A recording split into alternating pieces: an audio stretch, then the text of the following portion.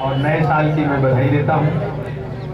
आदरणीय गुरु जी श्री हीरालाल तिवारी जी, उनको जितना भी इस अवसर पे धन्यवाद दिया जाए वो कम है, क्योंकि जो सब कुछ दिख रहा है आपके परिश्रम का फल है।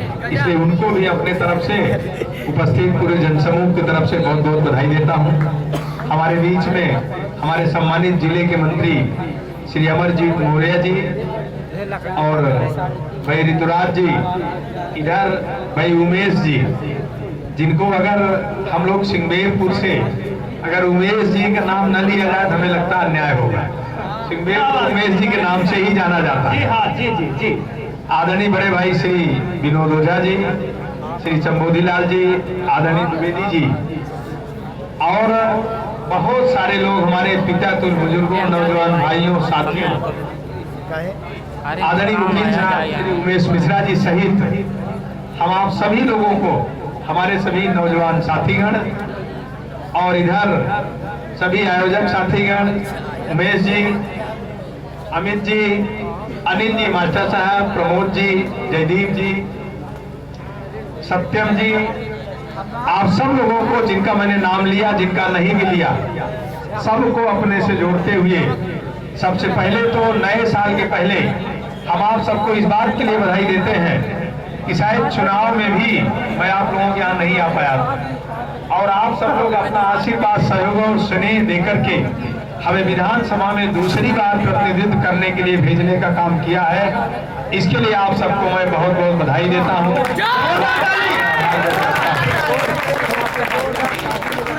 उसके बाद नन्हे मुन्ने बच्चों और बच्चियों को अभी मैंने थोड़ा से एक बच्ची के शिव तांडव गीत को मैंने सुना, जिससे हम लोग कटोरी में केवल एक चावल देखते हैं, पका है नहीं पका, उसी से पता चल जाता है पूरे कटोरी के चावल की क्या स्थिति है।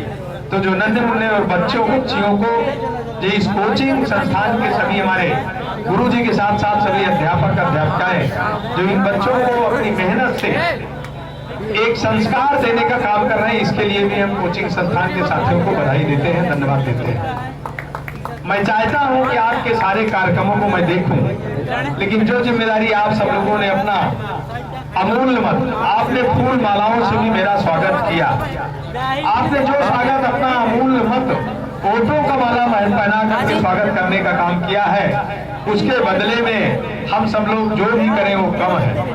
हम जितनी भी सेवा आपकी करें वो कम है। तो मैं उसके लिए भी आपको बधाई देता हूं कि आप सबने अपना स्नेह, सहयोग और आशीर्वाद देकर के हमें अपनी विधानसभा में सेवा करने का अवसर प्रदान किया है।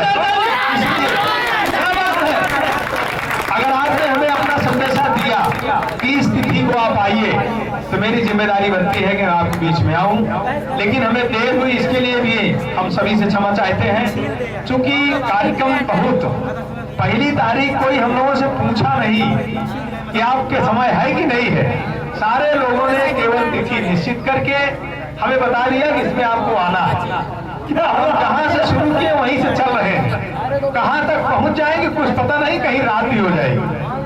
तो इसलिए हम चाहते हैं कि इन बच्चों और बच्चियों को, जो हमारे देश के भविष्य है, यही कल हमारे देश के कर्णधार होंगे। और सबसे बड़ी बात, हमारे यशस्वी प्रधानमंत्री श्री नरेंद्र मोदी जी, यशस्वी मुख्यमंत्री योगी आदित्यनाथ जी, यशस्वी उप मुख्यमंत्री श्री केशव प्रसाद मौर्य जी, हमारे इन सभी नेताओं की और भारतीय जनता पार्टी की सोच है कि हमारे देश के भविष्य, जो युवा पीढ़ी है, नौजवान पीढ़ी है, नन्हे मुन्ने बच्चे और बच्चियां हैं, ये हमारे देश के भविष्य हैं। जो इनके जीवन जितना बेहतर बनाया जाए, इनका जीवन जितना बेहतर हो, वो हमारा देश उतना निपुण और सशक्त और वैभवशाली होगा।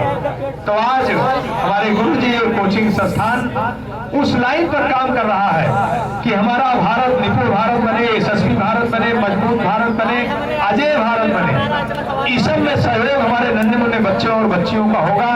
यही हमारे देश के भविष्य है। इसी में से बच्चे वैज्ञानिक बनेंगे, डॉक्टर बनेंगे, इंजीनियर बनेंगे, वकील बनेंगे, अधिकारी, कर्मचारी और नेता बनेंगे। और जब ऐसे बच्चे अच्छी पढ़ाई लिखाई करके ऊपर जाएंगे तो निश्चित रूप से हमारा समाज भी मजबूत होगा, हमारा परिवार भी मजबूत होगा, हमारा देश भी मजबूत होगा। और जो हमारे पार्टी की सोच है वो सोच भी पूरी होगी।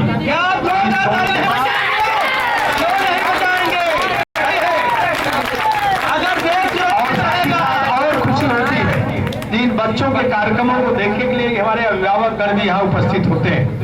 हम अपने सभी अभिभावकों से अनुरोध करना चाहेंगे कि आप सब लोग अपने सारे खर्चे में कटौती करने का काम करिएगा, लेकिन बच्चों के पढ़ाई लिखाई में कभी कोई कटौती न करिएगा। इसलिए कि ये बच्चे जो हैं, हमारी पीढ़ी, हमारे माता पिता हमको कितना पढ़ाए कितना नहीं पढ़ाए, बहुत सारे लोगों को नहीं पढ़ा पाते तो हम कोसने का काम करते हैं कि अगर हमारे माँ बाप भी अच्छी पढ़ाई पढ़ाए होते तो हम अच्छी नौकरी करते होते, अच्छी जगह जाते होते।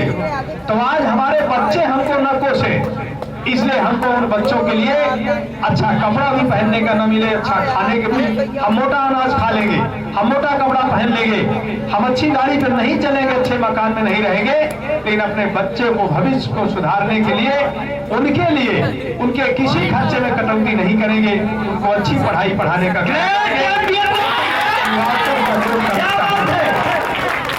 और जब ऐसा हम करना चाहेंगे तो निश्चित रूप से आज के बाद से हमारी कोई पीढ़ी ये नहीं कहेगी कि हमारे माँ बाप हमको पढ़ाए अच्छा होता।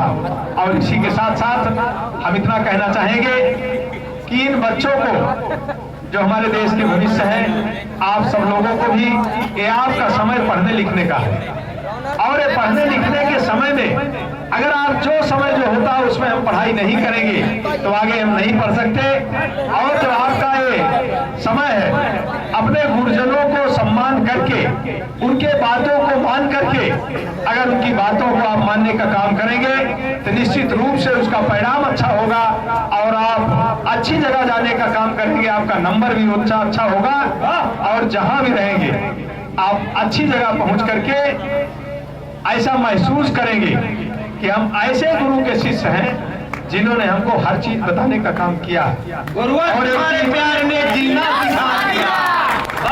और एक चीज हम बच्चों से कहना चाहेंगे, आप सबको दुनिया के हर चीज का चोरी हो सकता है, लेकिन आपके ज्ञान का, आपका विद्या को कोई चोरी नहीं कर सकता। आप अगर पढ़े लिखेंगे, आप ज्ञानी होंगे, विद्वान होंगे, कहीं भी चले जाएंगे, खाली हाथ चले जाएंगे, आपके बोलने से ही सामने वाला समझ जाता है कि ये कितना विद्वान है, कितना ज्ञानी है। वाह! इसलिए विद्या की चोरी कोई नहीं कर सकता। हम सभी नन्हे मुन्ने बच्चों और बच्चियों से कहना चाहेंगे, आप सब लोग, गुरुजी बताते भी होंगे, कभी कुंजी के सहारे कोई काम मत करिएगा। कुंजी मतलब परीक्षा होती है तो बच्चे कुंजी ढूंढते हैं कि हम 10 प्रश्न पढ़ेंगे, यही आएगा तो लिखेंगे, नहीं उसमें लिख देंगे, गुरुजी हमको पास कर दीजिएगा। बहुत बच्चे ऐसे काफी में लिख देते हैं। आप लोग ऐसा मत करने का काम करिएगा, पूरी किताब पढ़िए। आप लोग ज्ञान के लिए पढ़ने का काम ज्ञान के लिए करिए। और जितना हमारा देश ज्ञानी होगा, जितना हमारे नन्हे मुन्ने बच्चे बच्चियां ज्ञानी होंगे, उतना हमारा देश ज्ञानी होगा। और हमारा देश ज्ञानी होगा तो पूरे दुनिया पे हमारा शासन होगा। इस बात को सोच करके हमें पढ़ाई लिखाई करना चाहिए।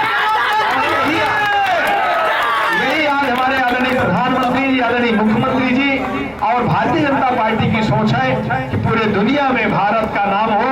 और आज भारत पूरे दुनिया का नेतृत्व करने वाला देश हो गया है, जिसमें हमारे बच्चों का महत्वपूर्ण योगदान होगा। इस सोच, इस विश्वास और इस भरोसे के साथ कि हमारे इस कोचिंग में पढ़ने वाले बच्चे, अभी भाई अनिल जी जो अध्यापक है, आपने बताया कि आप सुबह से इसी विद्यालय के पढ़े लिखे हैं।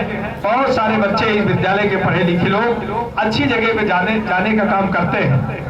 तो हम तो अनिल जी को आदर्श छात्र के रूप में हम कहना चाहेंगे, आज जहां से वो निकले हैं उस विद्यालय को याद करके फिर यहाँ खड़े हैं। तो आप सबसे भी मैं अनुरोध करना चाहूंगा, आप कहीं भी रहिएगा, अगर आपको अवसर मिले तो अपने वार्षिक समारोह में इस विद्यालय में आकर के इस विद्यालय को एक बार प्रणाम मैं आप सब बच्चों से अनुरोध करने का काम करूंगा। चूंकि मैं समझ रहा हूँ ठंडी बहुत है, जब हमें महसूस हो रही है, हमारे बच्चों को भी ठंडी महसूस हो रही है, तो भाषण से ज्यादा काम नहीं चलता। अब आप लोगों को जाना भी चाहिए, हमें लगता है। इसलिए हम पूरे विद्यालय परिवार को फिर से बधाई देते हैं। इधर बैठे हुए अपने सभी अतिथियों को भी नए साल की बहुत बहुत बधाई देते हुए, हो सकता है 2022 में हमसे कुछ कमियां हो गई हो, देश के प्रति, समाज के प्रति, अपने विद्यालय में विद्या के प्रति, अपने गुरुजनों के प्रति, अपने घर में माँ बाप के प्रति, तो हमें 2023 में उस गलती को नहीं दोहराना चाहिए, उसको हमें सुधारना चाहिए। और जैसा हमारे लिए 2022 अच्छा रहा, वैसे हमारे लिए 2023 भी अच्छा रहे, इस कामना के साथ कि हम सभी, हमारे नन्हे मुन्ने बच्चों और बच्चियों का भविष्य उज्जवल हो, ये हमारे देश के कर्णधार हैं और हमारे देश के बढ़ते हुए लोकप्रियता में अपना योगदान दें, इस शुभकामना के साथ